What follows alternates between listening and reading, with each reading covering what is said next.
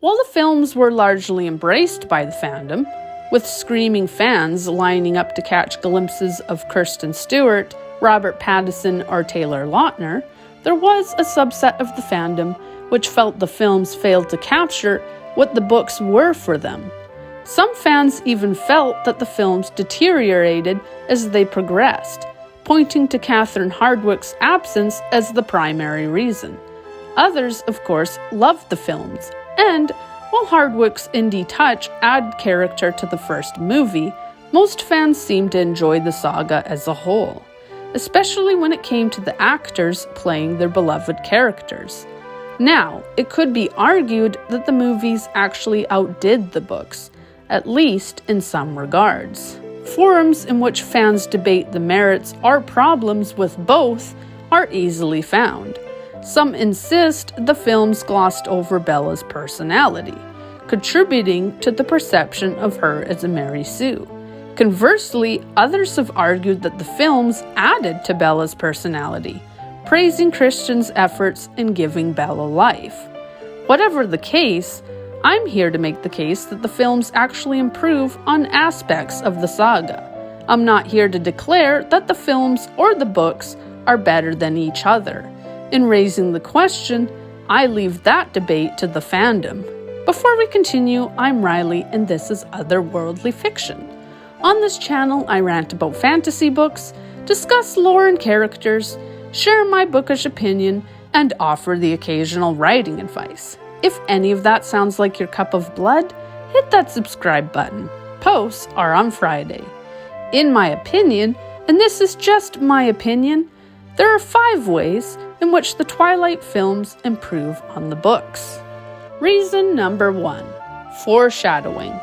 The Twilight books are told in first person, from Bella's perspective, which introduces some limitations to the story. There's nothing wrong with writing from a first-person point of view, as it's something I do in my own books. But the catch is that your audience will be limited to experiencing only what your protagonist does. Nowhere is this more clear than in Twilight, with the series deviating only once from Bella's perspective to delve into Jacob's mind in Breaking Dawn. Worse, even as she's entrenched in the world of the vampires, Bella is kept ignorant of much of what happens off-screen or off the page. With Edward telling her so little, readers often miss out on the action. This is most noticeable in the first book. Other than the mention of an animal that could be causing local deaths, little allusion is made to the other vampires which roam Forks. As such, James and his coven almost seem to come out of nowhere, providing an all-too-convenient climax for an otherwise slice-of-life type of story. The film corrects this issue by introducing us to James's coven sooner. Able to leave Bella's point of view, we catch glimpses of the coven. First, they are faceless attackers. Then, we see them up close when they attack Charlie's friend, Waylon. By the time James shows up at the baseball field, we know who he is and expect his interference.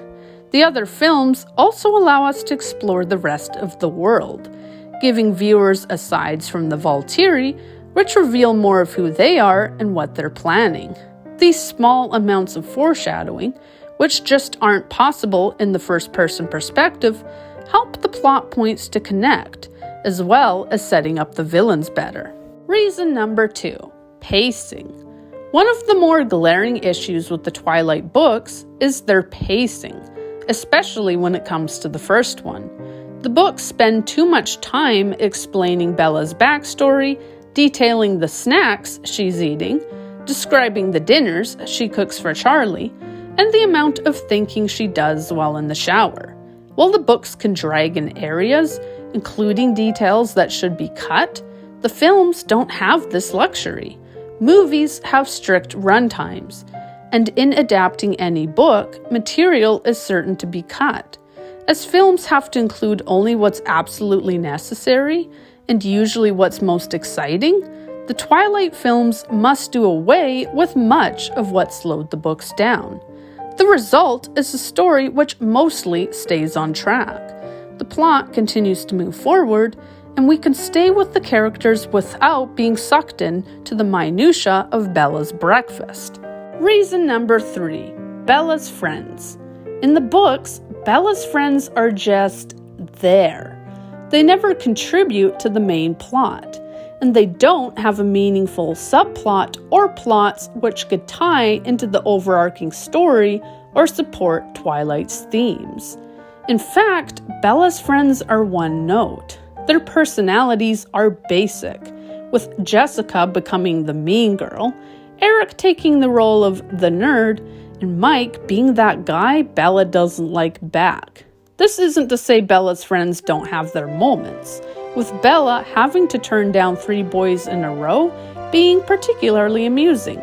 Indeed, one moment I'd have liked to see in the films is the one in which Edward holds up the line of leaving cars, effectively trapping Bella so that Tyler can ask her out.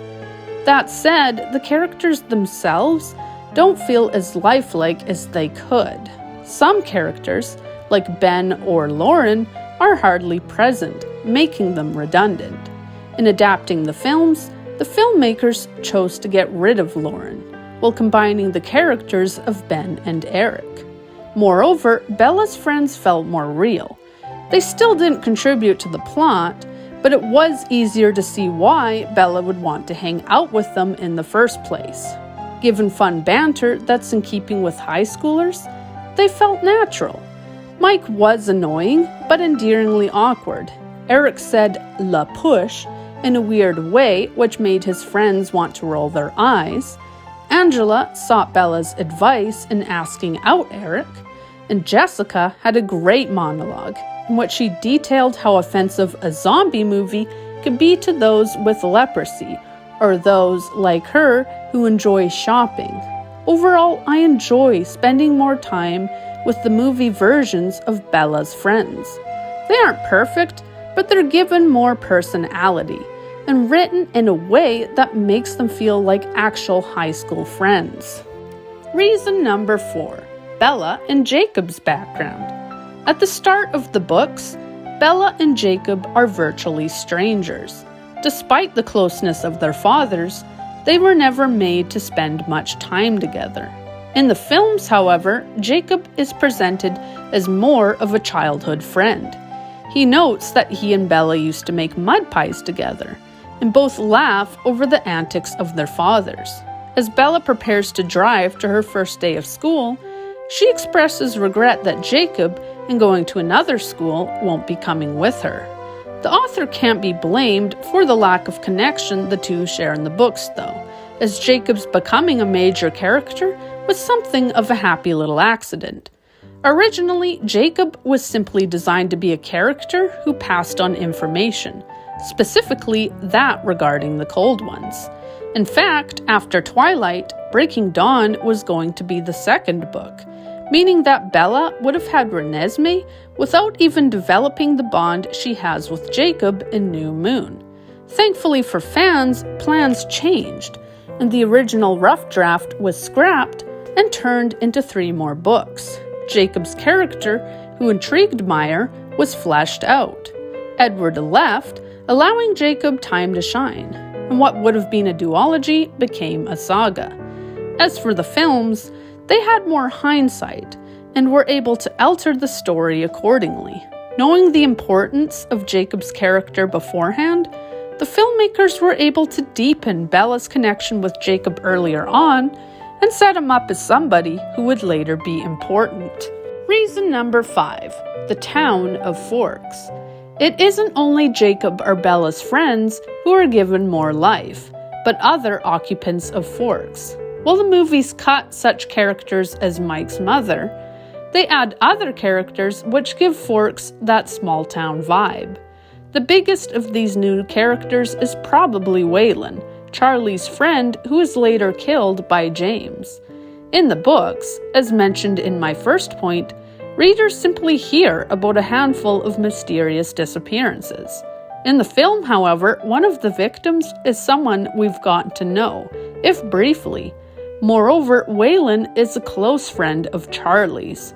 With the victim being given screen time, and a place in Charlie's life, the attacks feel more personal.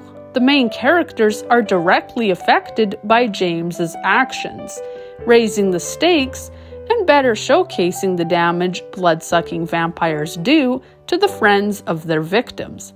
Plus, the scenes in the diner between Bella and Charlie make Forks seem like a real place. Waylon's discussion of playing butt crack Santa is exactly the kind of cringy conversation a teen might find herself in when coming to a small town where everyone knows each other. Even the waitress has a familiarity with Charlie, noting that he still orders Bella's favorite every week, before cheerfully chiding Waylon for disrupting Bella's meal. Later scenes in the restaurant show Charlie worrying about leaving Bella alone, as well as their reactions to Mike dancing in the window. The conversation is awkward, but natural for the characters, and the inclusion of the restaurant adds to the sense that Bella is living in a very small but close-knit community. Another area which is only seen briefly in the books, but which becomes important in the films, is the meadow. By seeing more of the citizens of Forks and how they interact with each other, as well as revisiting the same places, Forks itself is given more of an identity. There's a sense of place and of connections between the people living there. In conclusion, both the books and the films have their flaws. Debate within the fandom on which are actually better continues, with some saying Book Bella has more personality in the books, while others argue that Christian improved the character. These arguments will probably never be settled, and I make no declaration either way. That said, the films, with the advantage of hindsight and a need to maintain a strict timeline, improve on various aspects of the books, whether it be the lack of redundant prose, the removal of unnecessary material, the fleshing out of those characters who live in Forks, or the deeper bond shared by Bella and Jacob at the series' start. The movies are, in some ways, better than the books. Of course, there are also aspects the books do better, but that's a video for another time. Do you prefer the books or the movies? Which film changes do you like best? Is there a scene you're sorry they left out from the books? Sound off in the comments. And if you enjoyed this video, like and subscribe. Thank you for watching, and happy reading.